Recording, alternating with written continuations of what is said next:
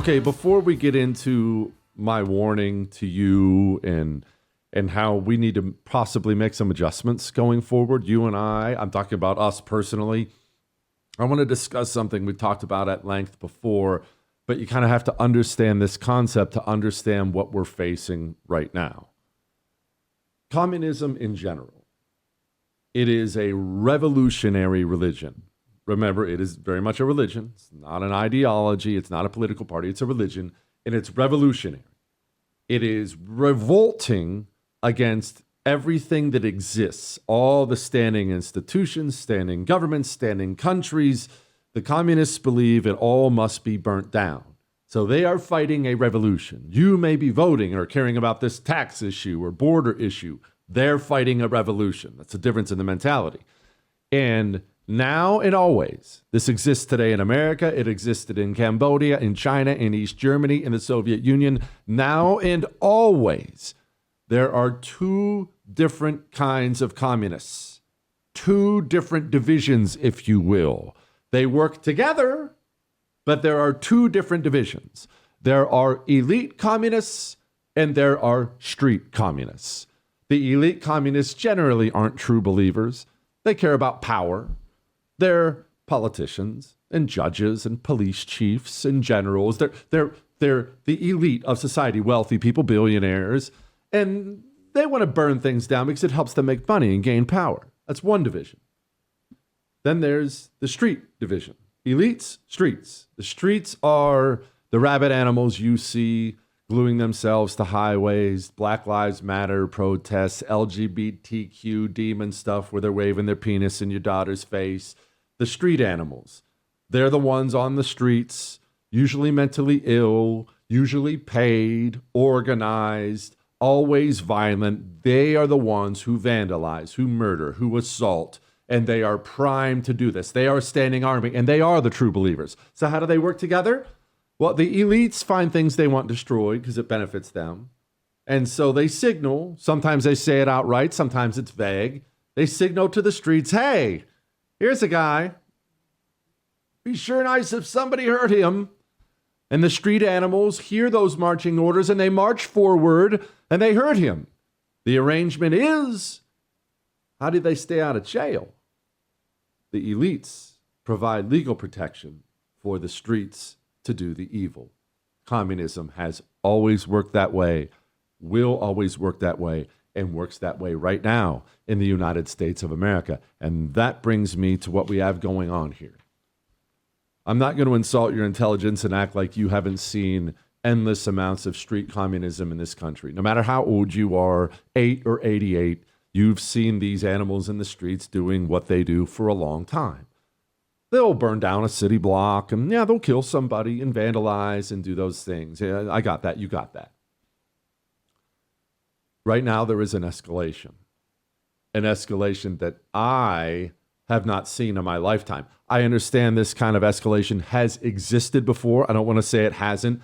There used to be a big organized group, the Weather Underground. We're talking nail bombs, killing cops, that kind of a thing. So it has existed before in this country, but not in my lifetime. They're getting more organized. They're getting more violent. You may have laughed off. I kind of laughed off. Some dirtball showed up at an ICE facility in Texas and got capped.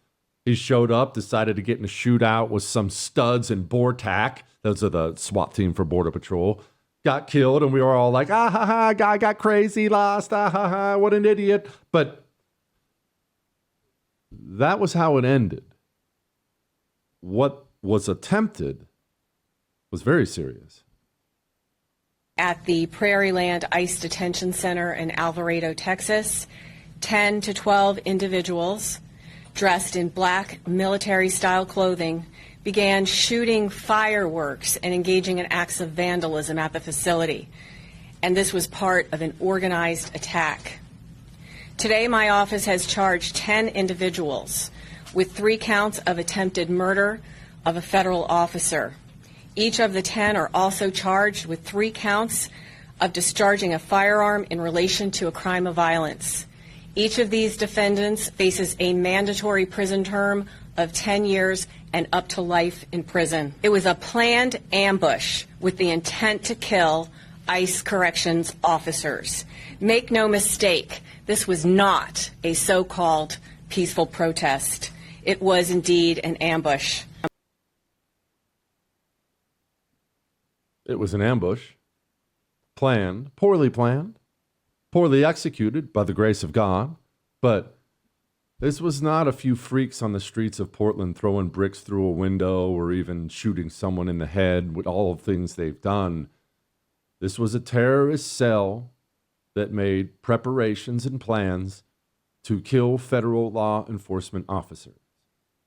Why would they do such a thing? Tom Holman explained exactly why.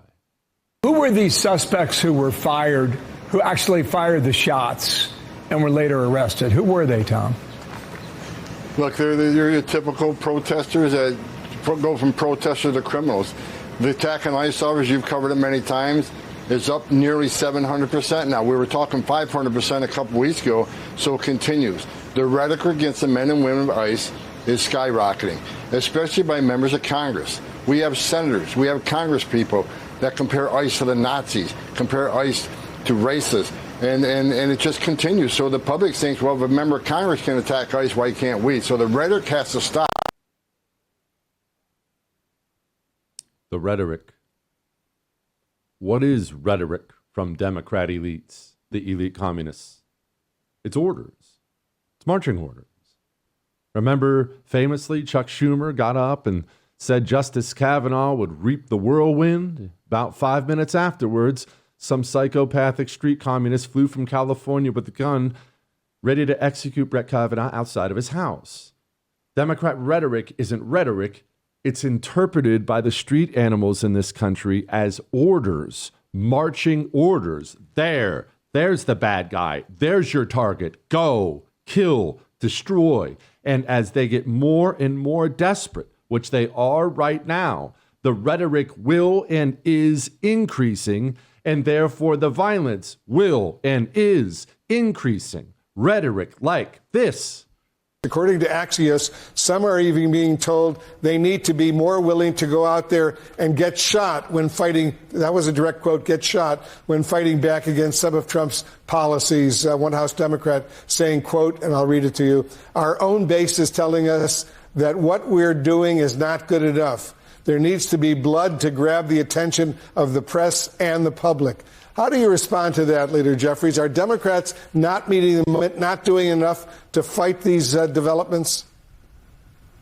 Well, we are in a more is more environment in terms of the unprecedented assault on the American way of life and our country that has been launched by Donald Trump and compliant House Republicans. This president has unleashed a war on our own people and our communities. It is terrorizing our communities. They are not going after criminals. They're going after anybody that is brown, that looks like me, that can't pass as what they say as a typical American. They're going to arrest me for doing my job? I mean, as mayor, my number one responsibility is to keep Angelenos safe.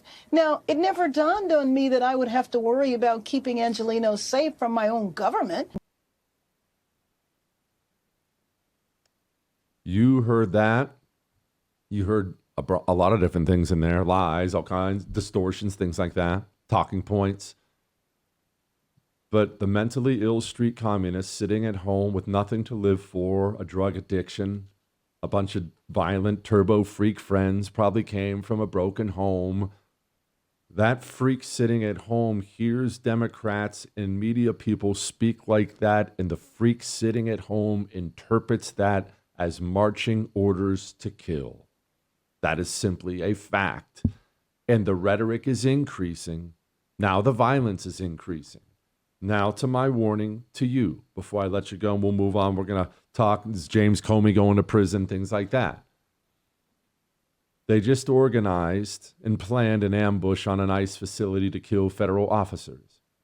It didn't work out well because getting in a gunfight with people who shoot guns more often than you do oftentimes doesn't work out that well. But they're not going to stop. They're not going to stop being mentally ill, violent. Democrats are not going to tone down their rhetoric. I don't care how many times you or I call for it.